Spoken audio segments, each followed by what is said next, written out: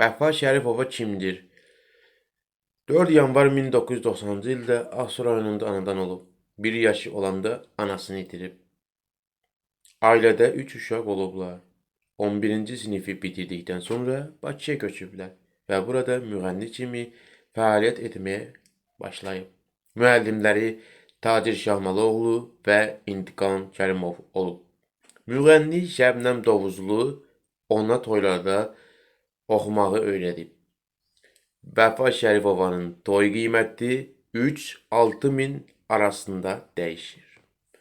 Vəfa Şərifovanın 2 övladı var. Bir qız və bir oğlan övladı var.